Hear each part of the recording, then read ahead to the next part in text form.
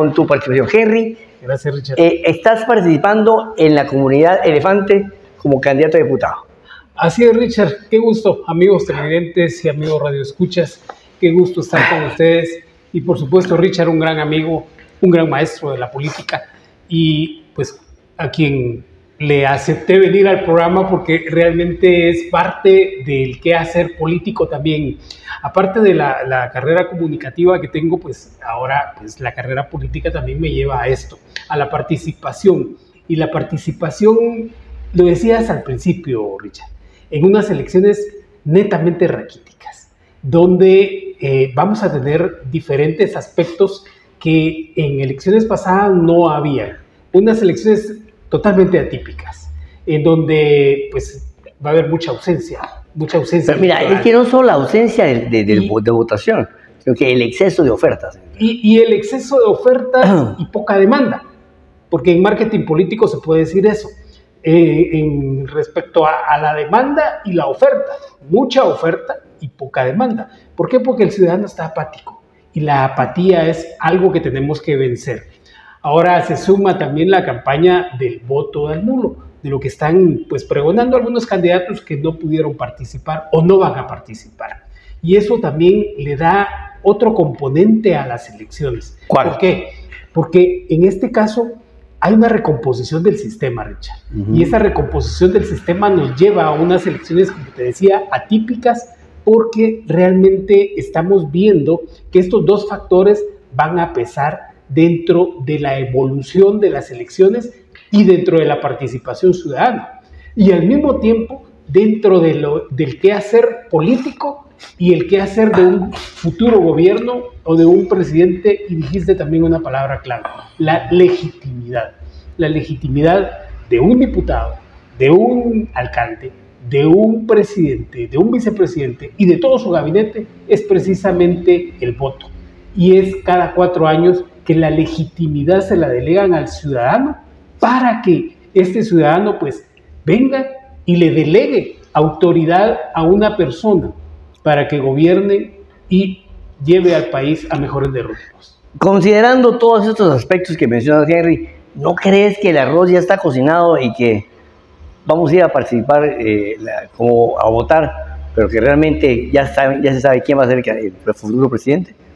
Quisiera pensar que esto es una válida democracia, pero durante mucho tiempo, desde que se aprueba la Constitución Política de la República, la nueva Constitución, porque ahora le decimos nueva, hemos visto que hemos tenido democracias inducidas. Y esas democracias inducidas nos ha llevado a este sistema que estamos teniendo. Y no escapa que en estas elecciones tengamos una trama. Y esta trama es bastante legible para algunos, pero para otros es ilegible, porque podemos pensar que estamos viviendo una fiesta cívica. Y una fiesta cívica donde hay mucha participación, Richard. Pero vamos a ver, eso de la participación, yo te lo voy a refutar un poquito. No veo yo una fuerza de activismo político en la capital. Veo algunos grupos pequeños, pero no aquellos grupos de mucha gente como se miraba antes con el alcalde Arzú, por ejemplo, hablando de la campaña en la capital, que por ella su gente en una esquina. Ahora hacen lo mismo, pero la gente es la mitad de lo que antes. Y obviamente pagado. Vamos. No está de corazón. En cambio, gente que está como en el Movimiento Liberal de los Pueblos, en el MLP, esas gentes sí tienen militancia política. Esos no necesitan de plata, esos van y ponen el pecho. Frente a eso, ¿qué pensás? Lo que sucede es que se ha permeado el voto duro. Hay organizaciones políticas que también han permitido que el voto duro se vaya permeando. Y para eso hay nueva participación. En el Partido Elefante somos un partido nuevo, somos un partido con nuevas ideas y un partido que trae esa forma evolutiva y participativa de la gente, precisamente para darle cabida a todos los sectores y que tengamos un gobierno realmente plural. Y en el pluralismo está eso de la participación y romper esos esquemas viejos y la política antigua. Y como dicen, la vieja política de hacer. Entonces, creo que ahí es donde el nuevo electorado o permear a ese voto duro es también una tarea de los nuevos partidos políticos. Sí, mira, vamos a ver una cosa. Empecemos a ver, ¿qué tipo de voto existe? Existe el voto duro, lo que es el voto que se ha generado a través de la participación, ¿verdad?, de un mismo candidato en varios procesos, entiéndase, la UNA. Sandra Torres tiene un voto duro, tiene un caudal electoral, pero ya topó a vos. No creo que esté ganando más adeptos. Lo que pasa es que se dedicaron a fortalecer la estructura. Ellos tienen una estructura impresionante. Y una estructura que te impresiona.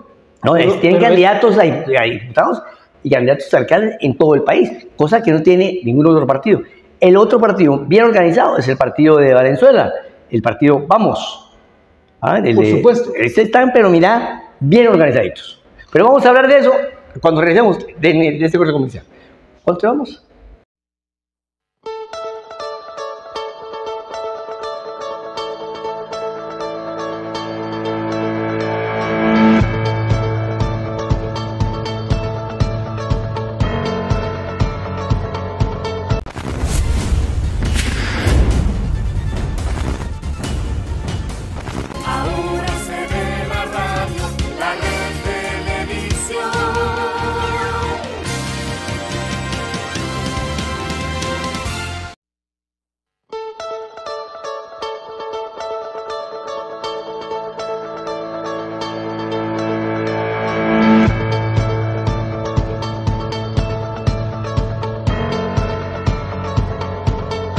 ¿Qué tal, amigos? Gracias por continuar aquí en este segmento de Conexión ET. Me acompaña Henry Hernández y les quiero comentar una historia. Yo conozco a Henry desde el siglo pasado.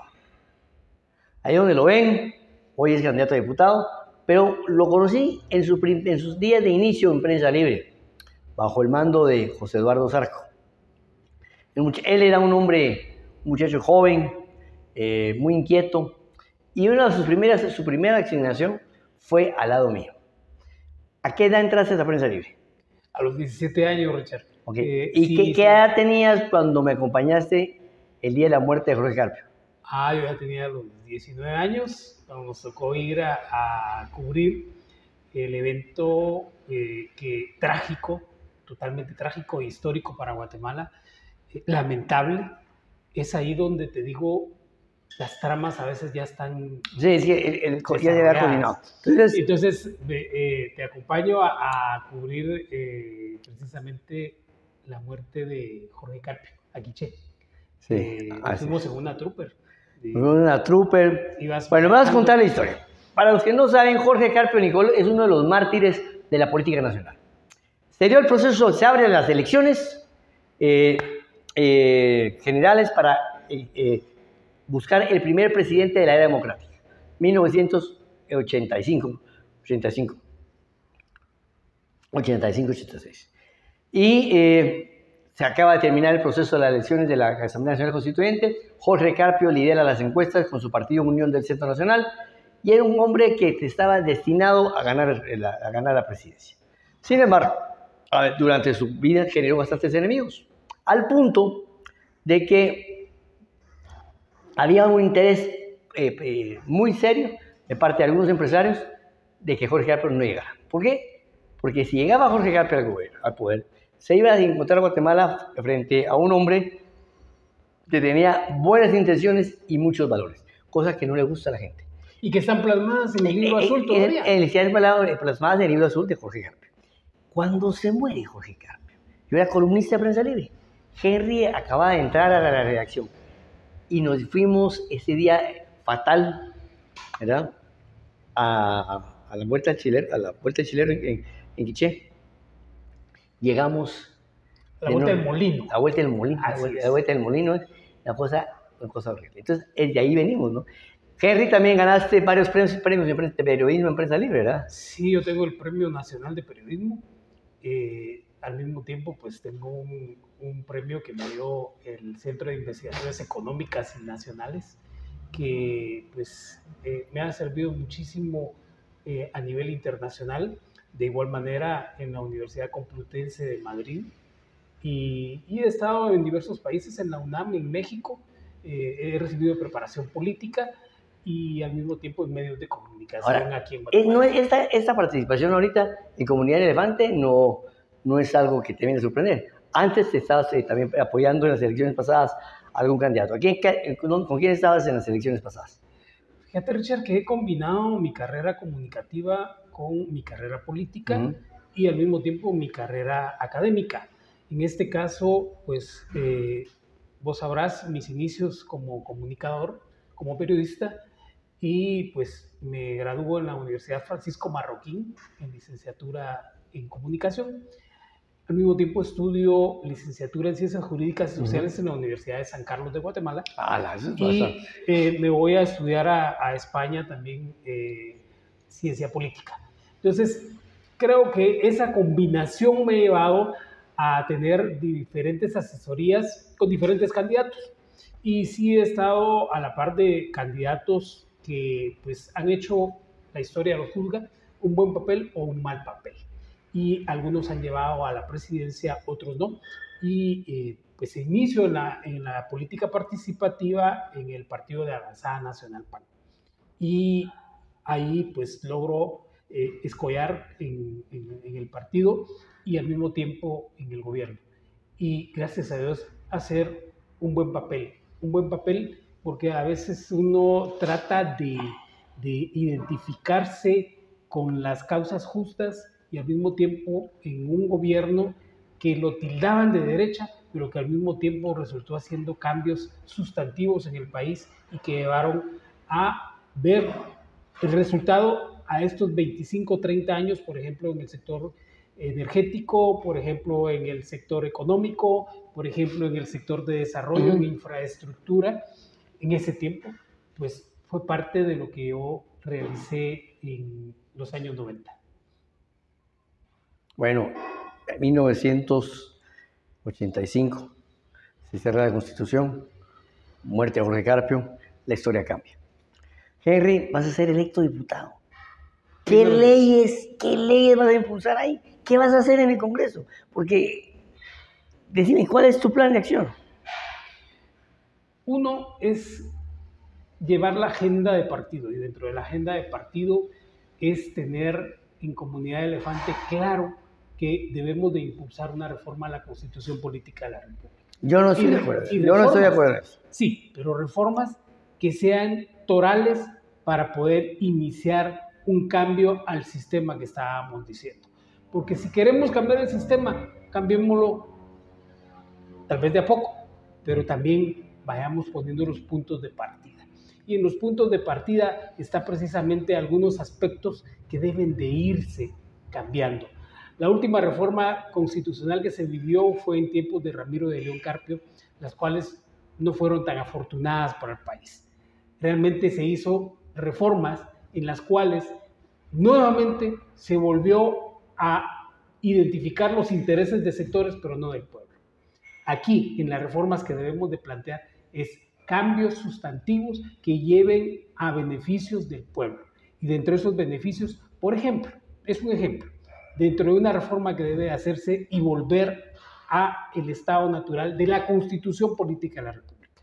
Dentro de eso, la aprobación, improbación y modificación del presupuesto general de ingresos y egresos de la nación. ¿Hacia dónde vamos? ¿Por qué? En tiempos de Ramiro de León Carpio se cambió la Constitución y se dejó aprobar el presupuesto o modificar el presupuesto. En aquel tiempo estaba aprobar o improbar. Entonces, esa discrecionalidad que tiene el congresista ahora nos lleva a tener un presupuesto general de ingresos y egresos de la nación distribuido como un pastel en la clase política, en los empresarios, en los que construyen carreteras, en los que construyen escuelas, en la clase política como alcaldes, y ese modo clientelar de llevar el presupuesto general de ingresos y egresos de la nación se han olvidado de los intereses y las necesidades del pueblo. ¿Por qué? Porque entonces se llevan los negocios. Solo con esa frasecita estás cambiando una forma de hacer la política en Guatemala, de desarrollar la política en Guatemala en cuanto al presupuesto general de ingresos y egresos de la nación. Por supuesto, unido a nuestra forma de querer hacer gobierno, que es descentralizar y desconcentrar las finanzas públicas, que se regionalice la inversión.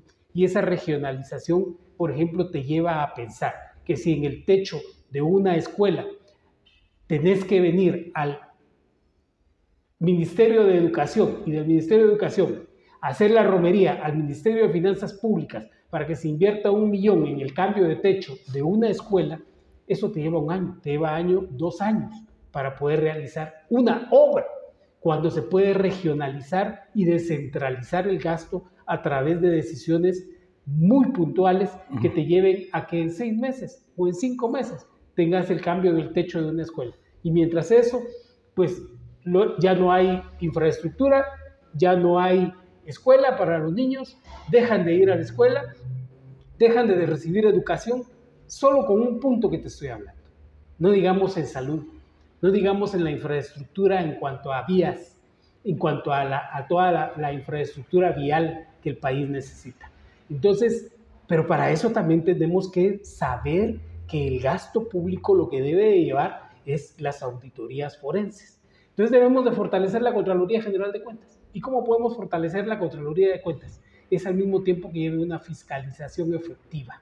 Y al llevar una fiscalización efectiva, difícilmente llevas a que ese cambio de techo sea un nido o una fuente de corrupción dentro del Estado. Y ahí vas permeando la forma diferente de hacer política y la forma diferente de llevar un beneficio al pueblo. Un beneficio que estamos hablando de la escuela, pero si hablamos de llevar salud, de llevar medicina a los centros de salud, de llevar fuentes de trabajo y descentralizar y desconcentrar el gasto, creo que ahí estamos cambiando la forma de hacer política, cambiando la constitución política de la República y llevando un beneficio. Esa es la forma de no llevar una ideología, pero sí de llevar una forma de gobernar a través de Comunidad Elefante. Y es por eso que Comunidad Elefante nace de eso, nace de la necesidad del pueblo, de la comunidad. ¿Va a adquirir más votos? Que está creciendo. Se estancó. Creo que sí tiene un estanco dentro del electorado y en el voto urbano, digas en la región central, creo que ahí no es que haya topado, es que nunca llegó a un tope. Ahí nunca alcanzó una meta y todavía está en esa urbanidad de querer conquistar ese voto. Pero le va a hacer difícil. Digamos ciudades importantes, Escuintla. Escuintla la UNE ganó. En Escuintla se fortaleció con los... Ganó Mazagua, Santa Lucía, Democracia, son lugares donde UNE ganó en las elecciones pasadas. Y lo que sucedió ahí, Richard, es que también ellos llevaron sus programas solidarios. Y es que eso hay que entender. Doña Sandra clientelares, lo que vos querrás, pero ella no llega a ofrecer. Ella ya creó el programa, ya se los dio. Entonces, eso pesa mucho. Pero claro, ¿quiénes llegan al meeting? Los mismos, la gente que ya es fiel a ella. Pero muchas personas, al escuchar un meeting de Sandra Torres, lo que ella argumenta es que ella ya estuvo ahí y dio resultados y que ella no venga a improvisar. ¿Qué opinas tú? Pues ya estuvo ahí también y ya hubo mucha corrupción y ya hubo mucho robo y ya hubo más de lo mismo. O sea, no hubo un cambio para el país.